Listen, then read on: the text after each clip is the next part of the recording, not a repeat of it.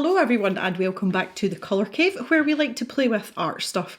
My name is Jem and I am delighted to be here with you. It is a very grim looking Friday afternoon here and it is 13:33. This is of significance because normally I kind of like take it easy on a Friday afternoon, but no, someone at my proper job decided to schedule a meeting for 3 p.m. on a Friday afternoon. So I am here with you until such times as that meeting occurs. So this is a splendid way to spend the time whilst the clock ticks away. So we are back in Colin Thompson's colouring book on our doors pages here, and we're going to get cracked right in with the shinies for one of our cavers' benefits. Shiny bits, not shiny bats.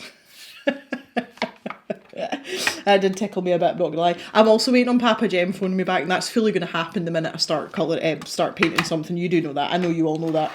Right, so let's get cracked in. We're going to finish all the handles and knobs and hinges on this page, and we'll see what time we've got, and then we can come over here. As you can see, I have filled in the wooden frame on this side. In your absence, I have done my homework like a good girl. So let's just get cracked on.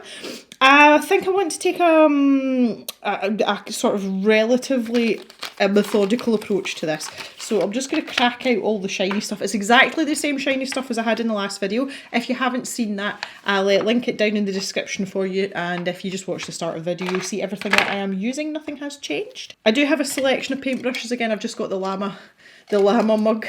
It's one of my favourite things that I've had as a gift from a caver is the llama mug. It's ridiculously large to drink out of. I did try that, so it was better suited to put paintbrushes in. Righty ho ho. So we're going to start over here. We've got some wooden knobs.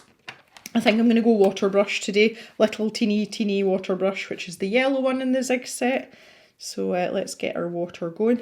There may be spaces that are going to be too small for that, in which case I'll get a teeny tiny paintbrush and just see how we go. And we can see here, just in Julia Kay's paints, I kind of like to favour some of the grubbier shades. Not to say that Julia's paint is grubby, but they're just, some of them are a bit more well suited to perhaps the types of doors that we have here. Are any of you colouring this page as we go along? I know a few of you, we talked about having the actual book, and a lot of you have got the German print version. I wondered if any of you have decided to have a crack at this and go yourself on the old doors here. If so, I would love to know what medium you're using, whether you've gone with the whole Inktense idea or whether you're sticking with pencil or maybe something else. There's not much going on with that door frame. Yeah, this one's got a handle as well. This looks like it would be a shiny knob in the middle. Yeah. Papa Jem's phoning. I told you this would happen. Right, okay, I've dealt with Papa Jem. The only thing I did there was this tiny little latch. If I zoom in a little bit. There is a latch here with a padlock, and I've coloured in the latch. Papa Jem was phoning me for the most random of stuff, which he usually does. I get my learningness from Papa Jem. I like to learn things too. I am a learner. And he phoned me, and the statement went, "What can you tell me about mitochondria?" It's like, Dad, this really isn't the time. And he was like, "Oh, right, okay." He gets something in his head and he's thinking, oh, like, obviously Jem's a science person, she'll know about mitochondria. I was like, oh, Dad, really? Anyway, I've sorted him out. I said I'll speak to him later. That's fine, let's crack on again. That's what life is like, living with a Papa Jem. Welcome to my world all the time. Random phone calls at random times of day, usually about something random. I want the padlock itself to be a brassy colour. I think I'm going to go with this red gold here. I've got a very restless Jock today as well. He threw up all over himself this morning, which was delightful. A very uncharacteristic of Jock. I don't know what was going on with his little self. Hello, I see you, I'm talking about you. More to the point, it's really unusual for him to just stay put while he's throwing up. I don't know what was up with that. Now, for down here, I think we might use this white gold. So this will look, it's got a shimmer on it. Light gold for the little mannequin on the door, and white gold for Jock, you stink. Smells terrible. That's once he's a bit better healed up, he is going for a bath. Like, that is happening. Yeah, light gold for the little man on the door here, and then white gold for the actual door itself, I think. Maybe just do the door handle here. This one here, I just coloured in the knob the same colour as the door. Like, it's a wooden doorknob, and then I was like, it's got a letterbox on it. It's an outside door, it's not going to be a wooden doorknob. Always when I'm on a schedule, when I'm on a tight schedule, this is when stuff like this happens. It's always the same. I'm sure everyone else is the same. It's not exclusive to me or the cave. I just want to put a wee sheen on this just to make it look kind of cool.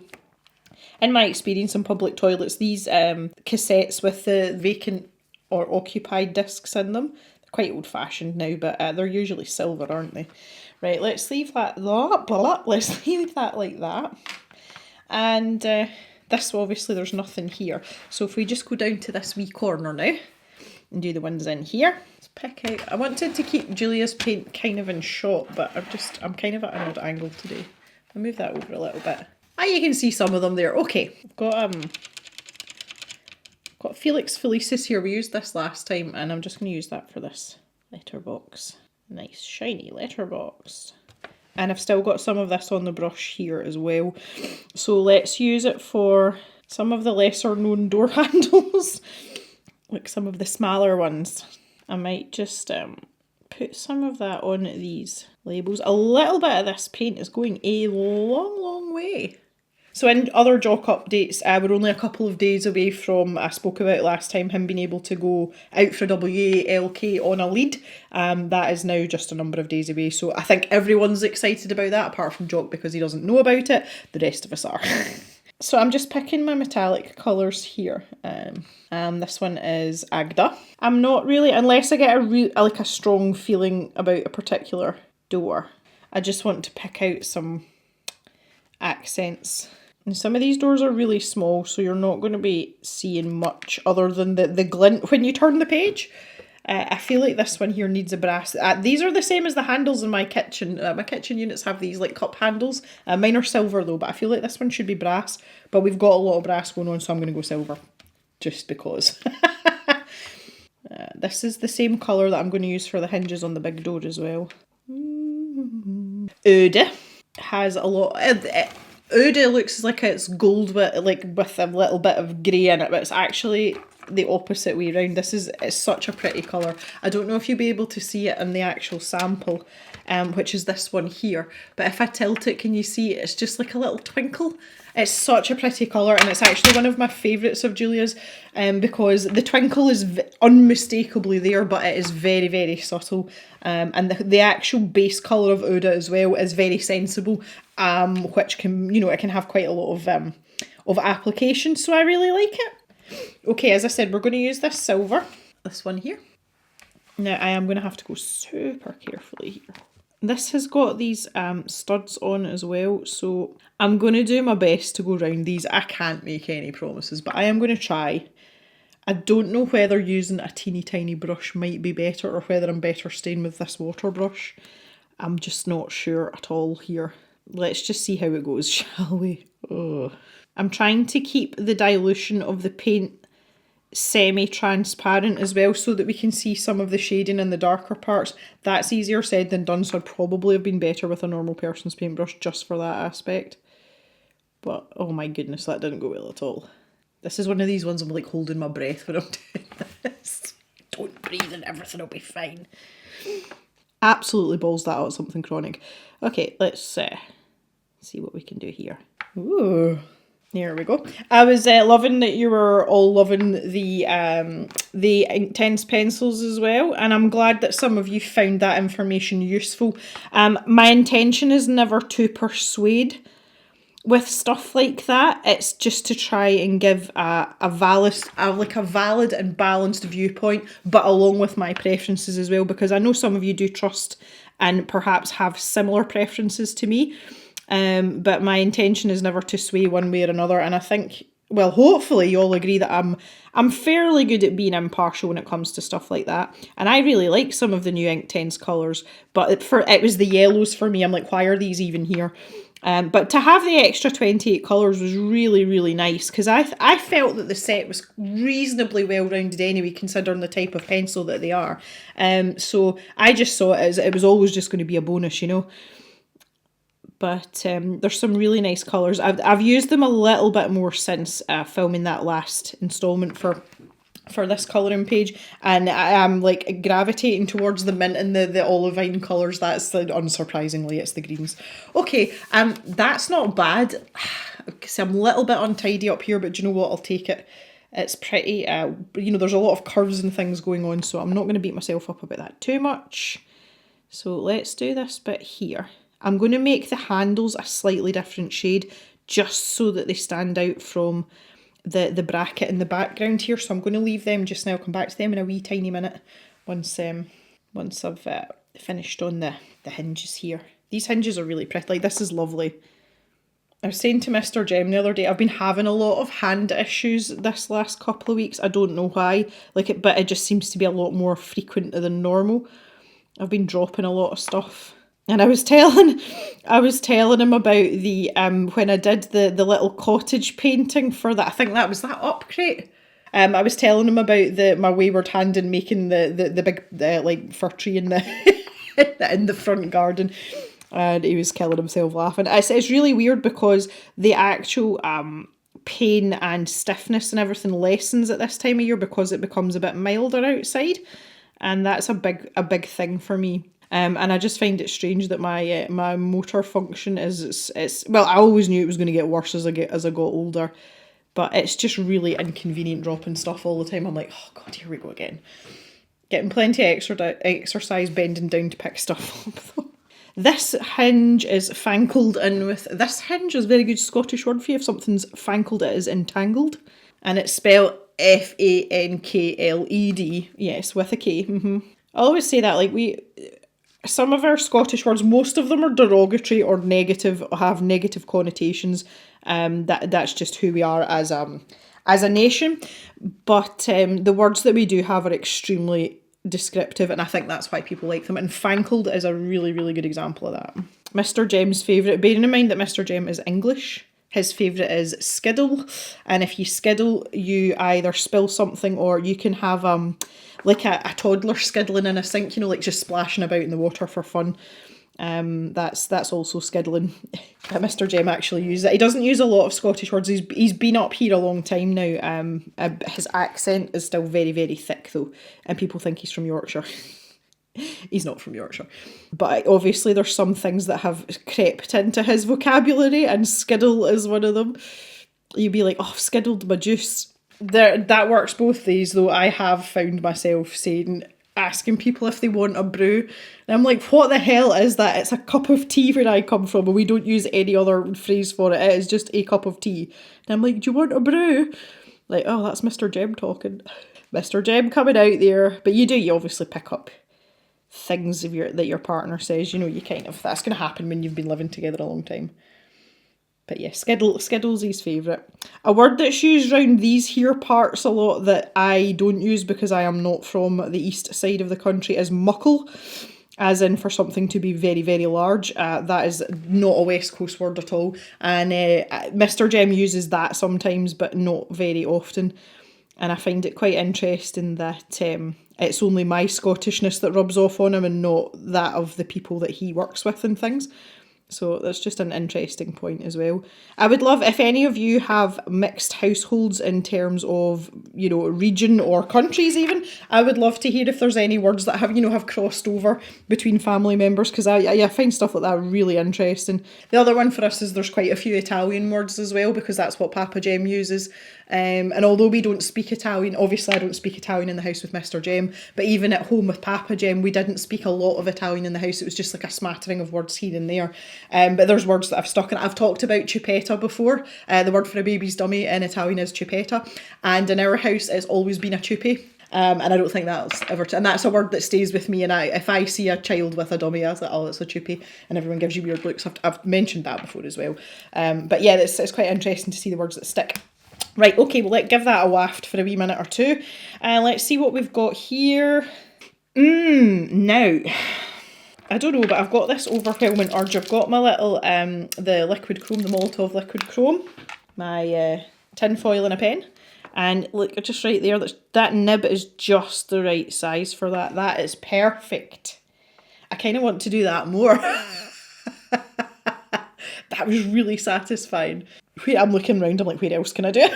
Like, I could do this one too, because it's a little round knob in the middle as well. Oh, it's so good. I love this pen so much. It's so shiny. Right, okay. Put it away. Just behave, Jem. Let's go back to the Gansai Tambi paints.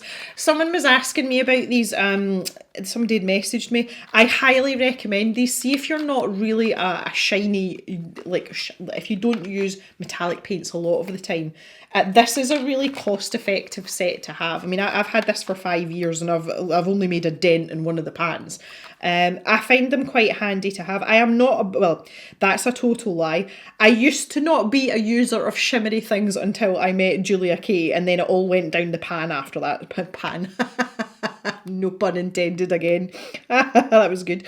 Yeah, it all went down the toilet pan after I met Julia because she kept sending me things, and I am now an avid user of shiny things, obviously. But if you are on a budget and it's maybe not something you could justify because you maybe wouldn't use it all the time, I highly recommend these. They do other versions as well. There's a gem colours one, and I think is it a precious metal? Anyway, there's 3 sets and they all kind of look like this, and they're very reasonably priced for what they are. I would recommend these paints to anyone. So if you're looking for something but maybe aren't looking to go into the big bucks, or it's just something you wouldn't use very often, this is great. The other thing as well, this is really easy to store because it's very slim, so you can just like slot it down the side of something. Yeah, I would recommend, if anybody asked me for a good metallic paint, you know, a mass-produced metallic paint, I would definitely say these ones. There are other ones available as well, but I just happen to really like them. I need to remember about we're little dude's feet. When we go back to using our pencils, we need to colour his feet in because we've not done that. What do we do with this one? Oh, let's use glimmer just for fun. This one's got a little bit of glitter in it. Let's see what we can do here. Oh. And there's no knob on the cell door. It's just a big keyhole. Okay, there we go. That is it, guys. How exciting. Our right hand page is finished apart from feet. Oh no, it's not. I've got these knockers to do, the handles. If I do this now, you can see that's so shiny. It's so good. Right, okay. I want to use a darker colour here that's still metallic. So I think Bellatrix would be suitable. Let's try that and see how it goes. Try not to put my hand in the bit that's still wet. I'm hoping there's going to be enough of a difference here so that this stands out. One would hope. Right, oh, circular things. Oh, right, no talking, no breathing.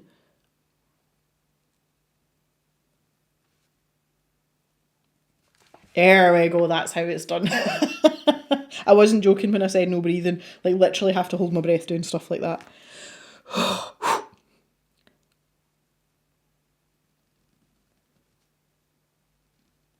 Yes! Success. Right, okay, I can be a normal person again. Okay. So let's tuck away the metallic paint. Now that was good funsies for the first half of the video. First half more than the first half, first 2/3. I would like to try and do a couple of these doors. I'm very conscious of time because obviously I've got this stupid meeting, which, you know, I hate meetings. Not my favourite thing to do. But even as a self-employed person, they are required sometime. I also realise I've had nothing to eat for lunch. I've just opened up the Derwent pencil case, and this peach colour's just fallen out at me because I didn't put it away properly last time, so I'm just going to use these for these feets. There we go. There's feeties in there. All the pencils. Now, I still haven't put the new colours in any sort of order with the rest of the set, and I have realised that I do not have enough space to do so in this pencil case, and that is really annoying. I'm going to be about 15 pencil spaces short, so I'm going to have to do a bit of rearranging. If I put my graphy tint elsewhere, I'd have loads of room, so I might do that. That might be a thing. Anyway, let's have a little perusal of these doors and figure out what's what. I don't know who Wallace is, if he's a dog or a something. He looks very cross-eyed, whoever he is. So, yeah, okay. I want a really brightly coloured door. on this side, and I think it's going to be this one down here, which looks like it's got some sort of stained glass or something in it. And I want like pink and like really offensive colours like orange. And I really want this sienna gold colour for some reason is really popping out at me. So I think I'm going to employ a little bit of, let me just shift this over a wee bit. Oh, disturbed something down there. Right, okay, yeah. So you can see that it's like a mottled effect here. So I am going to pop in, like we'll make this look as if it's like frosted glass. Now, I had my Italian grandmother, so Papa Jem's mum, her second to last house she lived in before she died, there was a great big full glass door like this in her house, and it had a pane of really, like the pane was like really, really fancy, and the sun used to go through it, and when it just caught it at the right angle, it created obviously like a prism, and it was lots of different bright, and it was so pretty, and it was one of my favourite things about her house. I loved that house. It was a lot of childhood memories, and she had a bookcase at the top of the stair, and I always used to go up and pull out Black Beauty and read it. There was quite a few books in Italian as well, which attempts were made, but always ended up going for the books that were in English. Yeah, so if I do this and just like dilute these out, we'll leave it to dry, and then we'll pick another colour, and eventually we'll have things overlapping. Ooh, that's a nice idea. I'm sure there's a name for that technique, but I don't know what it is. In the meantime, we can do a slightly more boring wooden door. We've got this one that straddles both pages as well. I really want to use the mink, but I'm in the position of probably overusing it because it's just a new colour that I really like. So I am going to ignore myself, and I'm going to pick out Willow for here, and I'm going to mix it in with tan at the bottom. So some of these boards here in the lighter areas, you know, that Colin has left, I'm going to put the tan in just to make it a bit more interesting. It's also fun when you start to blend these colours together, you know, when you activate them with water. Makes for very interesting doors. Now, I was kind of struggling a little bit when I was doing the framework on this left-hand page. I was kind of struggling in the centre of the pages here, and I realised I was kind of fixating on it, so I just ignored it and gave up. So you literally can't see the bits that I've missed unless I like really splay the pages apart. So we're just going to not bother about it too much. That's something that I've learned. Someone had made a comment on a video not that long ago. It wasn't a colouring video, and they said about the fact that I like, what was it they said? It was something, I'm just paraphrasing here, but that I don't get stressed out if something doesn't turn out the way I want it to. And that's something that I've learned over time. Like, to begin with, I was very concerned about trying to get everything perfect. But I think that stems from just wanting to improve and, you know, and get better at what you're doing. I don't think that was like an inbuilt trait in me. But I am very much not a person, because for me, art is about learning. It's about having fun, and it's about the enjoyment for your eyeballs. You know, it's a visual hobby. And I like pretty colours altogether. So, you know, that's kind of like, I had to readjust my objectives, shall we say. And I don't stress out about things, but I did find that I was fixating on that. And I was like, right, okay, you need to leave this alone, Gem. And it's just like an old habit that slides in. And but I fully encourage people, and there's been lots of people over the years that have left comments under my videos saying, oh, I wish I could do this, I wish I was as brave as you, I wish I was as talented. And I'm like, right, hang on a minute, first things first, there was no talent. I started at 0 and worked damn hard, especially with my basic drawing skills, to get them to a better standard.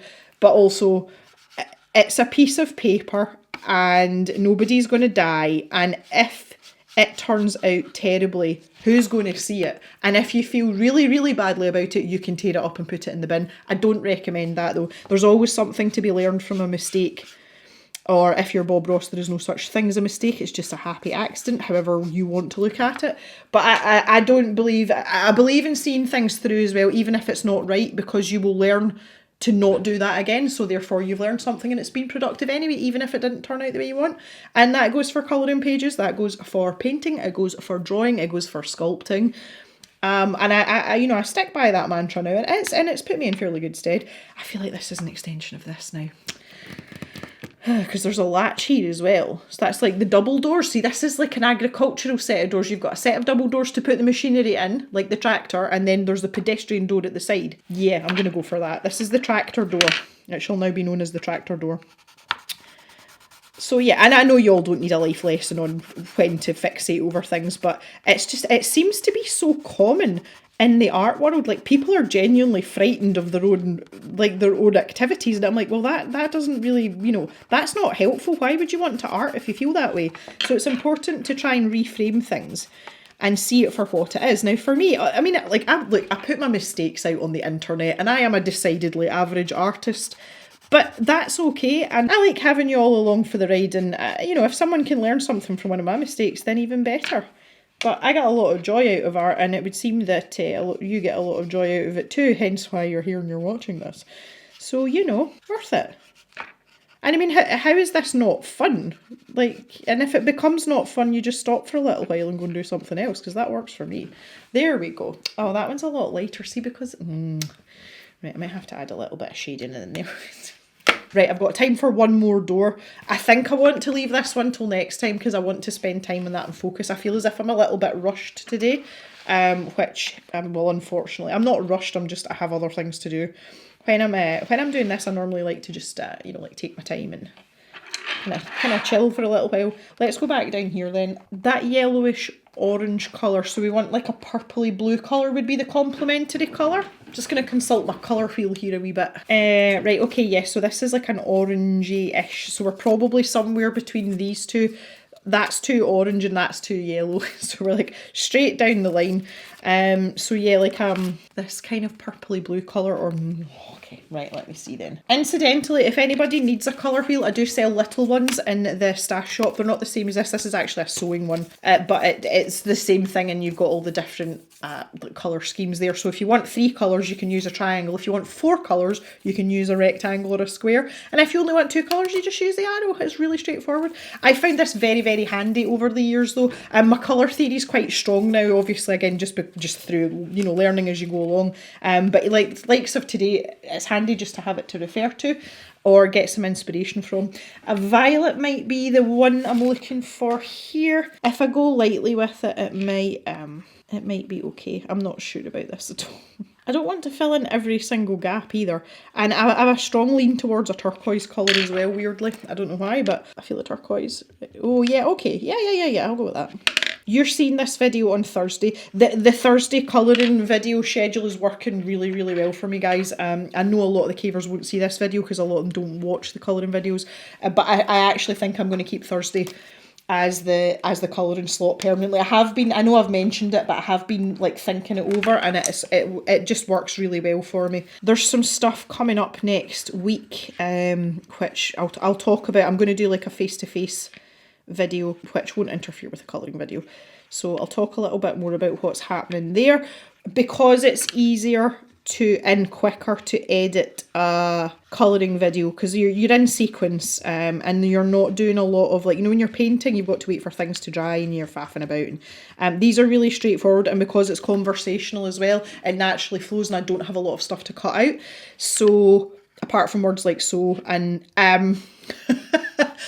it actually lightens the burden for me in terms of fitting everything in, and it means I can still put out 2 videos a week.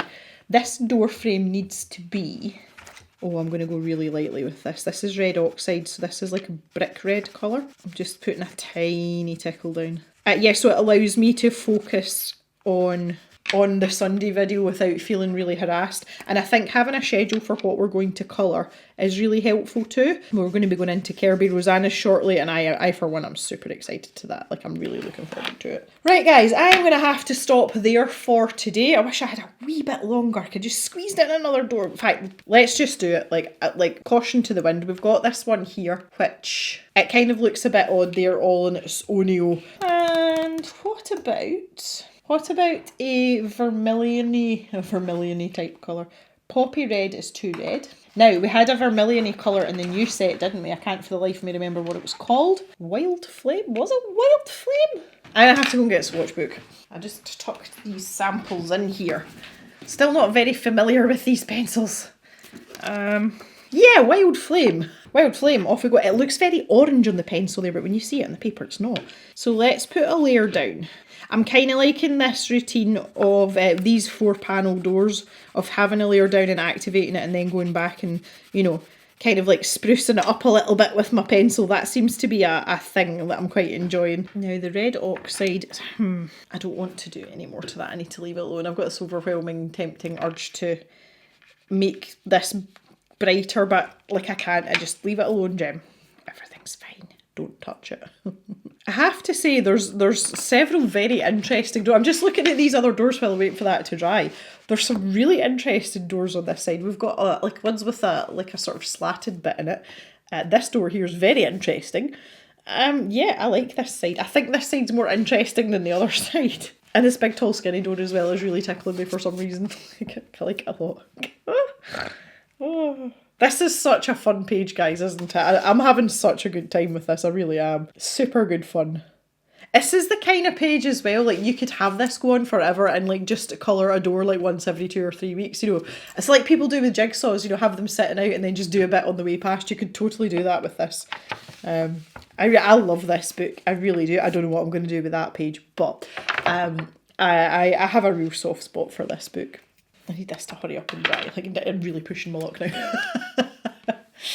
Oh! So I'm kind of doing what I did with the mint door, but just softer. And this is still a little bit damp, so that's kind of helping my cause here.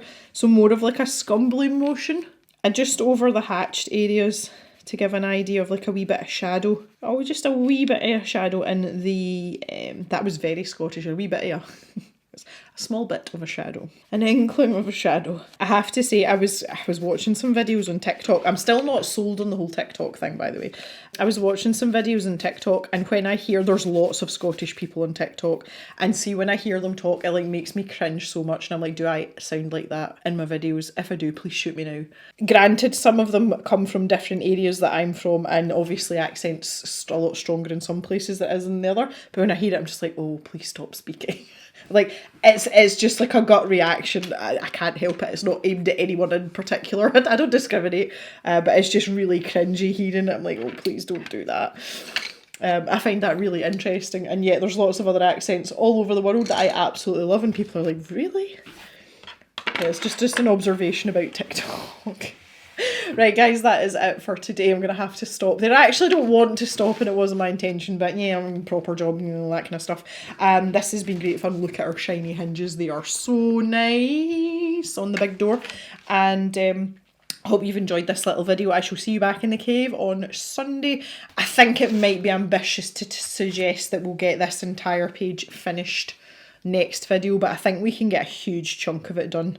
And we'll just get stuck right in and get on with it. So thanks for coming and hanging out, everyone. And I hope you have a great day, and I shall see you all later. Bye-bye for now.